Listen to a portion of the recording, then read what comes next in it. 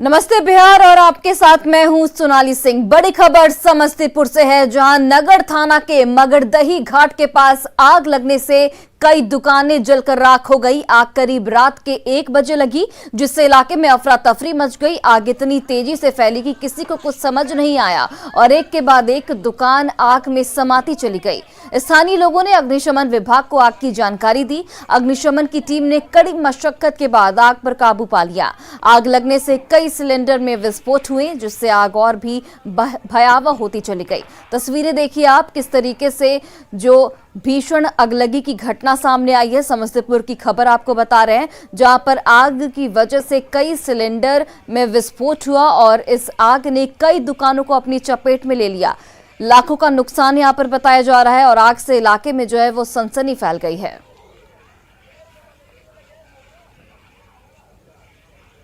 और समस्तीपुर में हमारे सहयोगी मुकेश कुमार फोन लाइन पर जुड़ गए हैं। मुकेश, देखिए आग काफी भयावह लगी थी, जिस तरीके की तस्वीरें सामने आ रही है, ये बताइए कि कितने का नुकसान हुआ है अभी, और चूंकि कई दुकानों को भी इस आग ने अपनी चपेट में ले लिया था। जी, जिस जगह पे आग लगने की ये घटना हुई है, देर रात लगभग 1 बजे आग लगी। वहाँ पे काफी संख्या में वहाँ छोटे छोटे दुकान जो झोपड़ी बना करके रहे थे और कई हार्डवेयर और रिपेयरिंग सेंटर, वाहनों के रिपेयरिंग का दुकान वहाँ पर था और वो लगभग सभी दुकान आग के चपेट में आ गए और जल गए हैं। नुकसान कितना हुआ है इसका आकलन अधिकारियों के द्वारा कहा गया, जो किया जा रहा है। लेकिन जो वहां पर जो स्थिति थी, जिस तरह के दुकान थे, काफी बड़ा नुकसान है।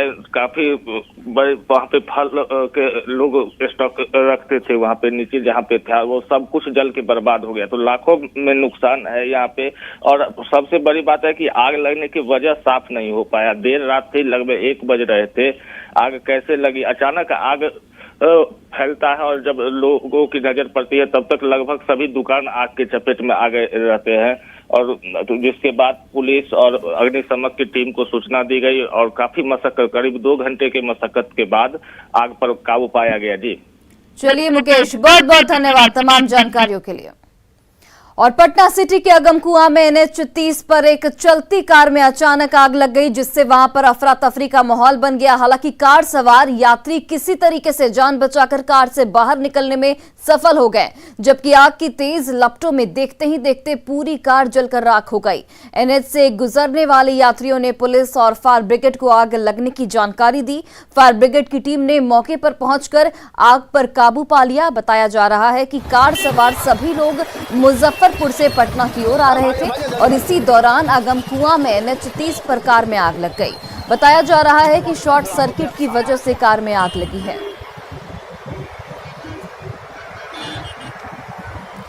तो आप तस्वीरें देखिए किस तरीके से शॉर्ट सर्किट की वजह से एक कार में अचानक आग लग गई NH 30 पर। ये तस्वीरें किसी ने कैमरे में कैद कर ली और देखते ही देखते ये कार जो है वो धू धू कर जलने लगी। हालांकि राहत की बात ये रही कि सभी कार सवार समय रहते कार से निकल गए, जिससे कोई हताहत नहीं हुई।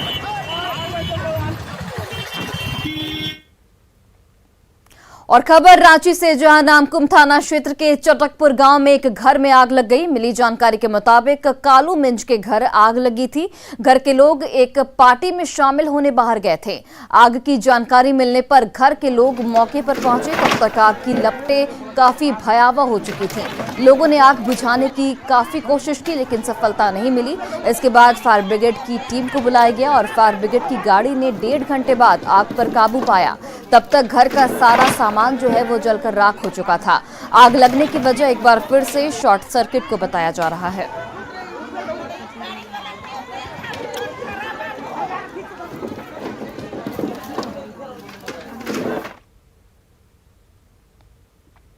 और जयपुर में चूड़ी बनाने के कारखाने में मालिक ने मानवीयता की सारी हदें पार कर दी। कारखाना संचालक ने बिहार निवासी 12 साल के मासूम बाल मजदूर से कई घंटों तक चूड़ी बनवाने का काम करवाता था। नींद आने पर आंखों में मिर्च पाउडर फेंक देता था। उसे कभी कमरे से बाहर आने नहीं देता। रोजाना घर में तेज लाउड स्पीकर बजाकर बच्चे के साथ बेरहमी से मारपीट करता था। हैवानियत की हदें तब पार हो गई जब कारखाना संचालक मोहम्मद रियाज ने बच्चे के पैरों के तलवों पर चाकू से गहरे जख्म दिए। गर्म चिमटे से उसके पैरों और शरीर के अन्य हिस्सों को दागा गया। इतना ही नहीं, संचालक ने उसके साथ कुकर्म भी किया। तंग आकर बच्चे ने कारखाने की छत से जान जोखिम में डालकर पड़ोसी की छत पर चला गया, जिसके बाद पड़ोसियों ने उसे दरिंदे के चंगुल से आजाद करवाया। पुलिस ने कारखाना संचालक की पत्नी रूही परवीन को गिरफ्तार कर फिलहाल जेल भेज दिया है, जबकि फरार मोहम्मद रियाज की तलाश में टीमें दबिश कर रही हैं। ये चूड़ी बनाने के काम से जुड़ा हुआ मामला है। एक बिहार का व्यक्ति है जिसने बिहार का ही दूसरा बच्चा है जिसको यहाँ पर ला करके चूड़ी का काम करवा रहा था। 7-8 महीने से वो यहाँ आना बता रहा है। 12 साल का बच्चा है। जो बच्चा काम नहीं कर रहा था तो उसको ये अपना ही दे रहा था। उसको जैसे शरीर से मारना, गला दबाना, उठा के पटकना, चिमटी से दागना, जीप को जला दिया, इस तरह के वो आरोप बता रहा है बच्चा। शास्त्री नगर में उसके वहाँ पे कोई महिला थी, उसके पास में एक बच्चा है और उस बच्चे के साथ बहुत ज्यादा मारपीट की गई है। बच्चा चल भी नहीं सकता और खड़ा भी नहीं हो सकता। सूचना पे टीम वहाँ पे गई तो बच्चे ने बताया कि एक रियाज नाम का व्यक्ति उसे 6-7 महीने पहले जयपुर लेके आया था और वो उसको बंद कमरे में काम करवाता था चूड़ी बनाने का। बच्चे ने बताया कि सुबह 4 बजे से लेके रात को 1 बजे तक वो काम करता था और जब वो उसके साथ रोज मारपीट होती थी। वो म्यूजिक चला लेता था और म्यूजिक तेज करके उस बच्चे के साथ मारपीट करता था। जब उसके काम में कोई कमी हो गई या फिर जितना उसका टारगेट होता था दिन का उतना टारगेट नहीं करता था। बच्चा तो पता नहीं है, बच्चा तो हॉस्पिटल में था। कैसे था आप तक पहुंचा बच्चा? बच्चा बहुत ज्यादा सीरियस हालत में था। आप तक कैसे पहुंचा बच्चा? वो ऊपर से कूदा था दूसरी छत पे। फिर उनके बाद में इन्होंने उठा करके बाहर नीचे लेकर के आए। फिर नीचे यहाँ पे भीड़ लग गई थी तो शर्मिलाबाजी आ गई थी। फिर मैं आया, शर्मिलाबाजी से यहाँ पर पुलिस वाले को बुलाया, 1098 को फ़ोन करा था मैडम को। वहाँ पे सीधे वही फ़ोन कर दिया था 1098 पे। फिर मैडम आई, फिर उसके बाद में बच्चों को ले गया। 2020 के विधानसभा चुनाव में दूसरे नंबर पर रहने वाली भारतीय जनता पार्टी अब बिहार की नंबर 1 पार्टी बन चुकी है। बिहार विधानसभा में बीजेपी के विधायकों की संख्या में इजाफा हो गया है। वीआईपी पार्टी के 3 विधायकों के पाला बदलने के साथ ही बीजेपी विधायक की संख्या सदन में 74 से 77 हो गई है। विधानसभा अध्यक्ष ने वीआईपी के 3 विधायकों के बीजेपी विधायक दल में विलय को मंजूरी दे दी। इसके बाद मिलन समारोह में तीनों विधायक स्वर्णा सिंह, राजू सिंह और मिश्री लाल यादव प्रदेश अध्यक्ष संजय जायसवाल की मौजूदगी में बीजेपी में शामिल हो गए। बीजेपी ऑफिस में शामिल होने वाले तीनों विधायकों को भव्य स्वागत किया गया। 2 तस्वीरें आप अपनी टीवी स्क्रीन पर देख रहे हैं। पहली तस्वीर वीआईपी के विधायकों को बीजेपी में शामिल होने की है, जबकि वहीं दूसरी तस्वीर उस पत्र की है जिसे स्पीकर विजय सिन्हा की ओर से जारी किया गया है।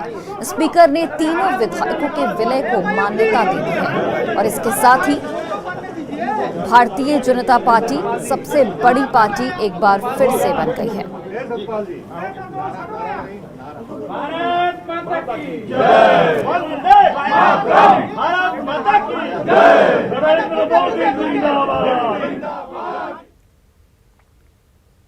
और वीआईपी के तीनों विधायकों के शामिल होने के बाद बिहार बीजेपी के अध्यक्ष संजय जायसवाल ने क्या कुछ कहा, वो भी आपको सुनाते हैं।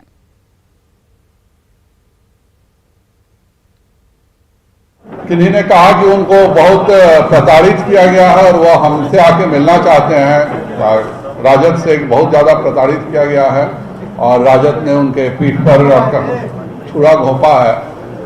वो आके खुद हम लोग क्या दरखास्त दिए कि हमें एनडीए में शामिल कर लिया जाए। तीनों ही 8 ऐसे उम्मीदवार थे जो भारतीय जनता पार्टी के टिकट से लड़ने जा रहे थे। ये एक समझौते के तहत हम लोगों ने दिया था। विगत 1 वर्षों से जो घटनाक्रम है आप सबके सामने है। उसमें इन लोगों ने निर्णय लिया कि भाई हम तो आपके शुरू से हिस्सा रहे हैं और ये अब एनडीए के अलग ये चुनाव लड़ने जा रहे हैं और इसलिए आपको हम लोगों को वापस कर अपने घर पे बुला लेना चाहिए। हम सबों ने यह निर्णय किया कि चूंकि शुरू से ही यह भाजपा के ही प्रत्याशी थे और एक नीति के तहत गए थे और इसलिए यह सिंपल सा घर वापसी है, इसके अलावा कुछ नहीं है।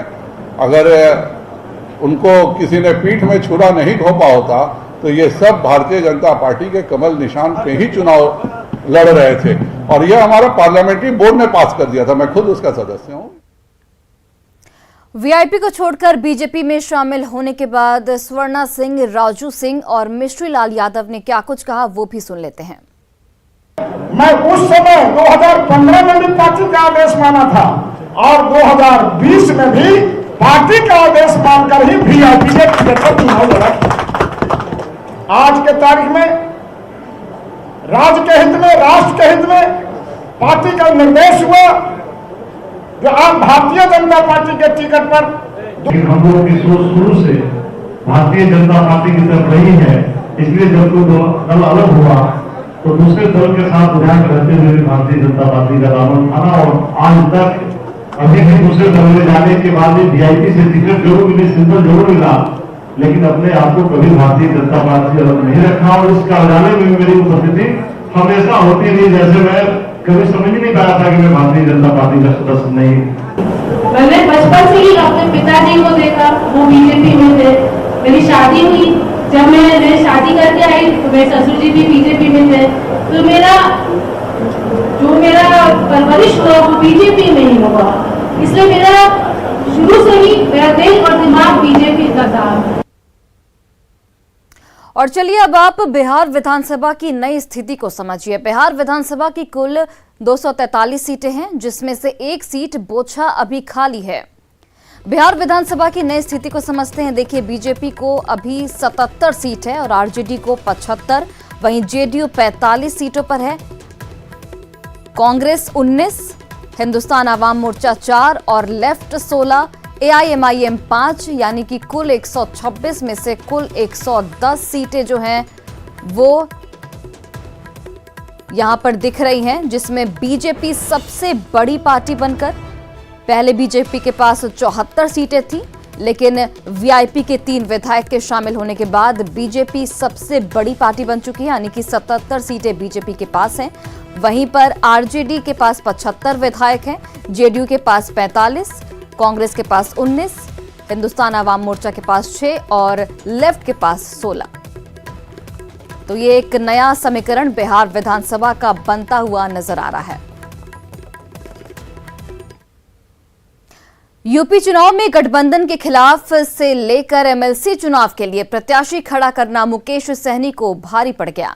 वीआईपी के 3 विधायकों ने सहनी को ठेंगा दिखा दिया और बीजेपी के साथ हो गए। कुल मिलाकर यूं कहे कि सहनी की सियासी नाव अब पूरी तरह से डूब चुकी है।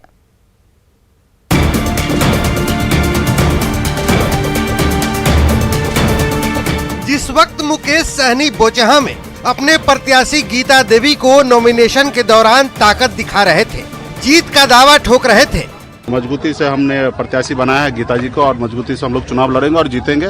उसी वक्त पटना में उनकी सियासी जमीन खिसक रही थी। मुकेश सहनी की पार्टी के 3 विधायकों ने पाला बदल लिया। जिन विधायकों ने सहनी को ठेंगा दिखाया वो 3 नाम है स्वर्णा सिंह, राजू सिंह और मिश्री लाल यादव, जो अब वीआईपी को छोड़कर बीजेपी के साथ हो लिए हैं। स्वर्णा सिंह दरभंगा के गौड़ा वोराम से विधायक है, मिश्री लाल यादव जो दरभंगा के अलीनगर से विधायक है और राजू सिंह जो कि मुजफ्फरपुर के साहेबगंज से विधायक है। तीनों ने मुकेश सहनी को बड़ा झटका दिया है। इसी के साथ मुकेश सहनी विधायकों के मामले में कंगाल हो चुके हैं। तीनों विधायकों का बीजेपी में आना यूपी चुनाव में सहनी के सियासी स्टैंड का नतीजा माना जा रहा है, जबकि आरजेडी इस पूरे मामले को दूसरे चश्मे से देख रही है। देखिए, जो वीआईपी पार्टी के जो विधायक जीत करके आए हैं वो मोदी के नाम पर जीत कर आए हैं, नीतीश कुमार के नाम पर जीत करके आए हैं। वो एनडीए का पार्ट बनकर करके वो चुनाव जीते थे। मुकेश सहनी ने जिस प्रकार से हमारे शीर्ष नेतृत्व नरेंद्र मोदी के खिलाफ और उत्तर प्रदेश में योगी आदित्यनाथ जी के खिलाफ और उनको हराने की बात किया है, इससे उनके सभी विधायक नाराज हैं। मुकेश सहनी जी के साथ जो बीजेपी ने किया ये तो होना ही था। नेता प्रतिपक्ष तेजस्वी यादव जी ने तो पहले ही आगाह कर दिया था कि उनका कूपन रिचार्ज नहीं होगा और जस करनी तस भरनी। जाहिर है गठबंधन धर्म के इतर जाकर स्टैंड लेना सहनी को भारी पड़ गया। पटना से न्यूज 18 के लिए शैलेंद्र कुमार की रिपोर्ट। और भागलपुर में जहरीली शराब से एक और युवक की आंखों की रोशनी चली गई है। युवक का नाम अमित कुमार है, जिसका इलाज जवाहरलाल नेहरू अस्पताल में जारी है। राज ने बताया कि उसने होली के दिन शराब पी थी, जिसके बाद उसकी तबीयत बिगड़ने लगी और फिर आंखों की रोशनी चली गई। इसके पहले भी 4 लोग आंखों की रोशनी गंवाकर अस्पताल में इलाज के लिए पहुंचे थे, जिनमें से एक चंदन कुमार की मौत हो चुकी है। चंदन ने न्यूज 18 के कैमरे में ये बात कबूली थी कि उसने शराब पी थी। कहाँ पिए थे? क्या पिए थे? ड्रिंक पिए थे सर। क्या कौन सा ब्रांड पिए थे? Ivy sir. आईवी कहाँ चलाए थे? वहीं पे राजा सर नाम का मालदार वही दिया था सर। और पहले से बेच रहा था क्या? हाँ सर, बोला कि ठीक चीज़ ले, हम बोले नहीं लेंगे, बोला ठीक चीज़ ले लो, कोई दिक्कत नहीं है। थोड़े पी हमको अच्छा नहीं लगा, हम सब फेंक दिए सर। उसके बाद क्या हुआ तुम्हारे साथ? दर्द पर हमको थोड़ा सा मन ठीक नहीं लगने लगा सर। हाँ, कमजोरी महसूस हो रही था। तुमको अभी दिखाई पड़ रहा है? नहीं सर, अभी यानी पीने के बाद से ही तुम्हारा ये हाल? हाँ सर।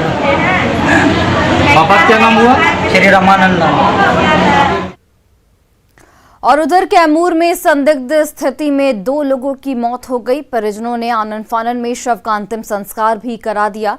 घटना 19 मार्च की है। बताया जा रहा है कि मुखराव गांव का ऋषि राम अपने दोस्त के साथ दूसरे गांव गया था, जहां खाने पीने के बाद उसकी तबीयत बिगड़ने लगी और फिर एक की मौत हो गई, जबकि दूसरी की बाद में मौत हुई। मृतक के परिजनों का कहना है कि दोनों ने शराब पी थी, जिससे उनकी मौत हुई।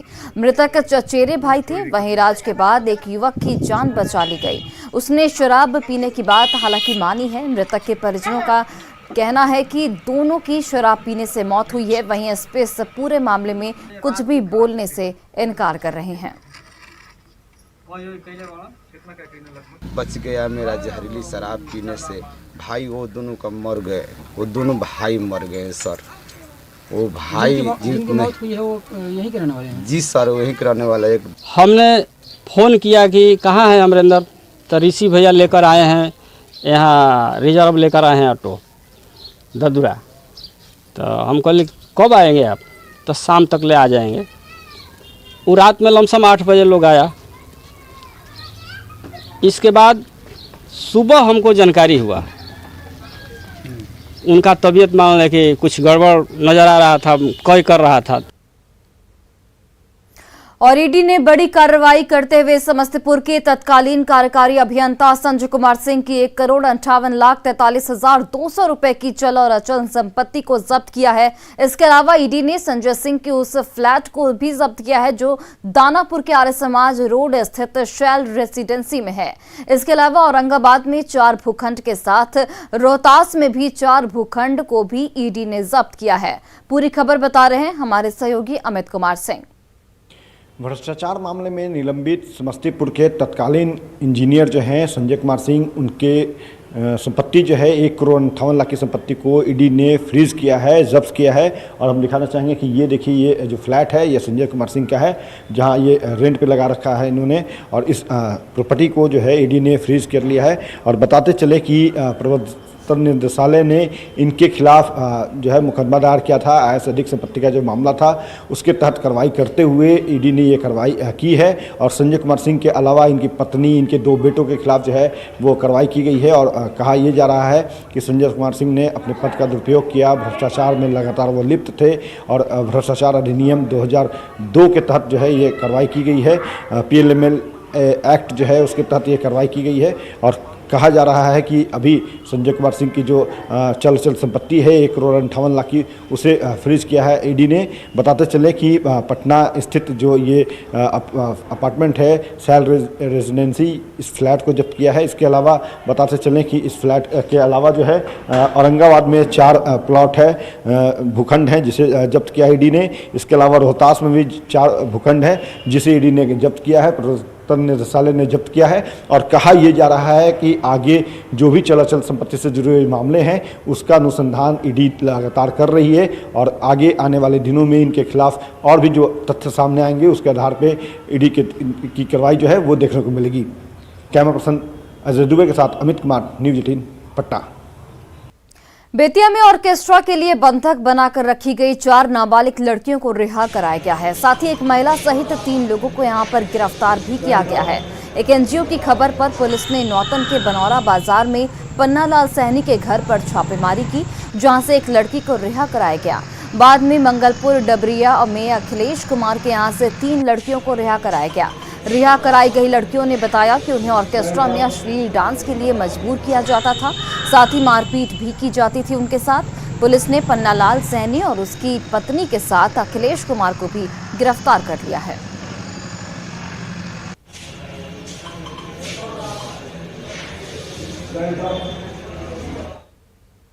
और फिलहाल इस बुलेटिन में बस इतना ही। आप देखते रहिए न्यूज़ 18 बिहार झारखंड।